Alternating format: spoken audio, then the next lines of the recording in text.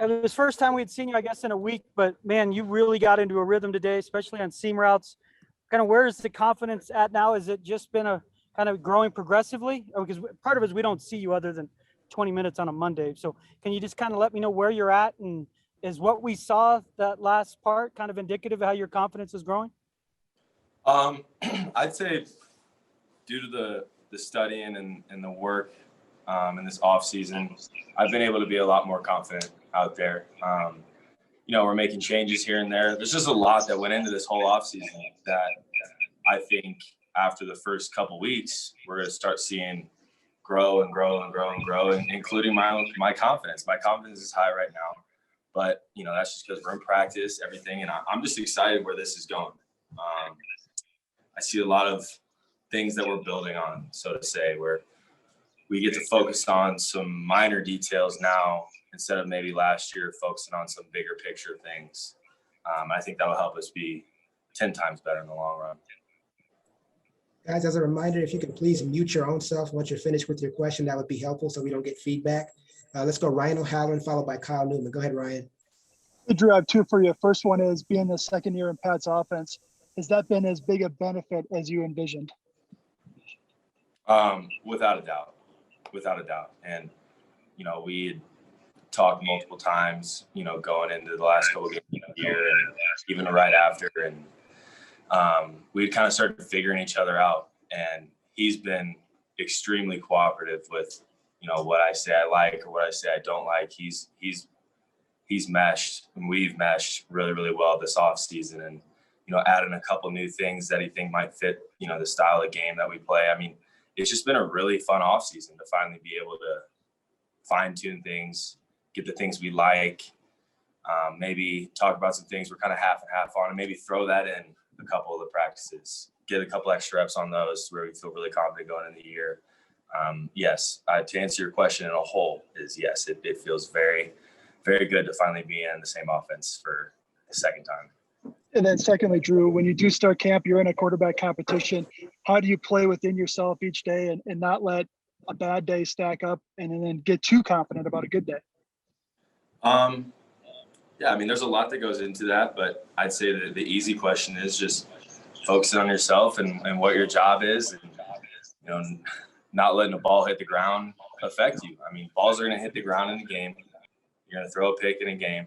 There's going to be bad points in a game. There's going to be bad points in a camp. You're going to have a bad day. It's about moving on to the next play and just growing from those mistakes so that you can go out there on Sundays during the year and really benefit from those bad days in camp.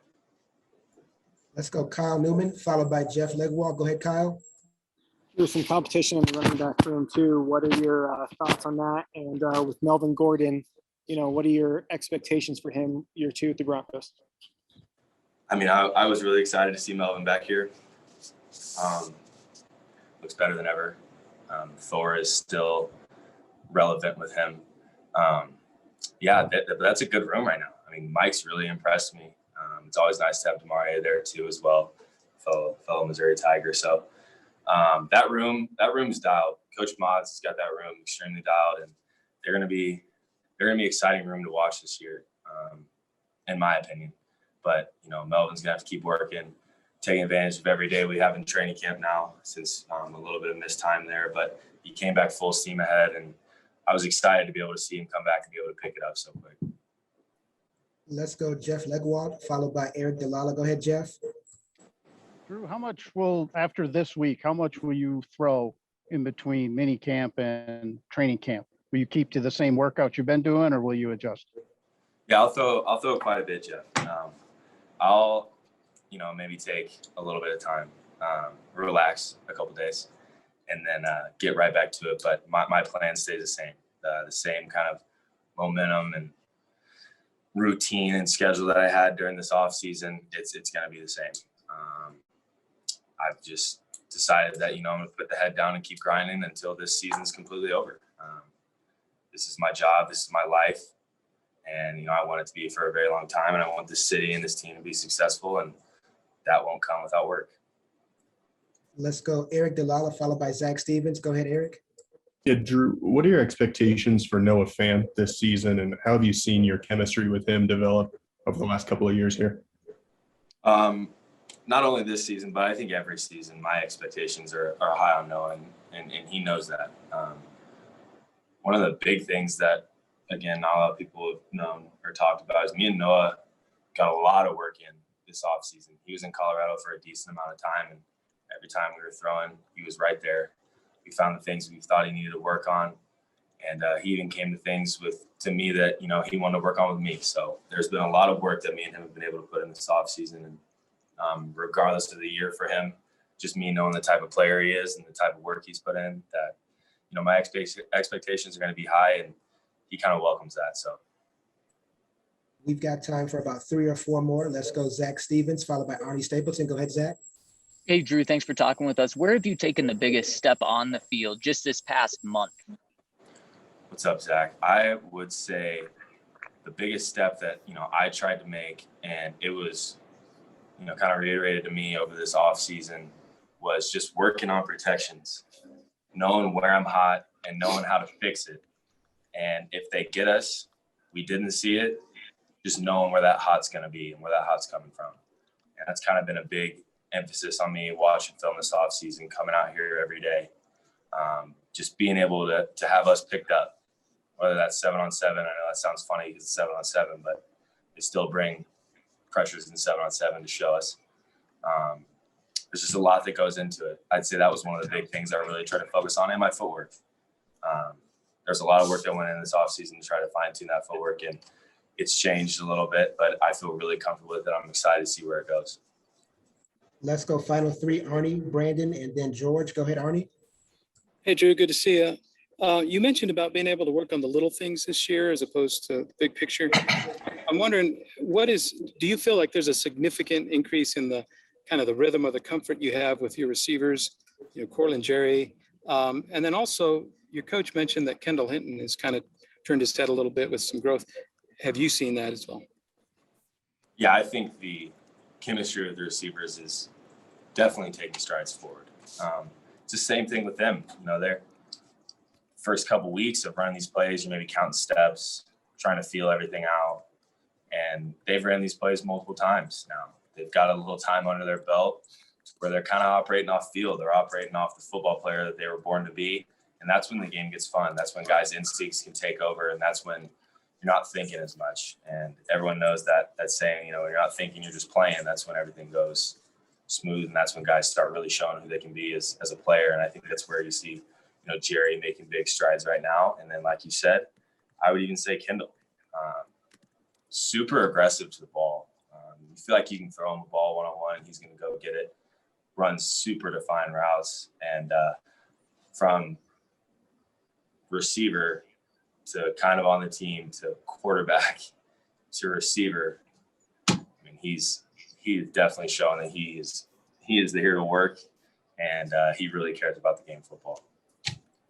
Let's go final 2, Brandon Cristal, followed by George Stoya. Go ahead, Brandon. Drew, I have 2 that kind of, I guess, blend together. I know you touched a little bit on spending time with Peyton, and then Ryan did a nice piece in the Denver Post about, I guess y'all spent about 10 hours together. So how much of that do you apply to the off season, or was it more regular season work? And then you told us going into the off season that now you know what to do, whereas last year you were guessing. Has that manifested itself where every time you're out with your guys, you're just going through practices and you don't have to think at all about, oh, maybe coach wants this? To hear from you, Brandon. Yeah, it started to feel more normal, so to say. But as far, I'll go back to the Peyton question. That was more of film review on how I played the year before. And maybe why I should have got my eyes here faster, or, hey, did you run this play? Where do you see me going wrong? Just stuff like that.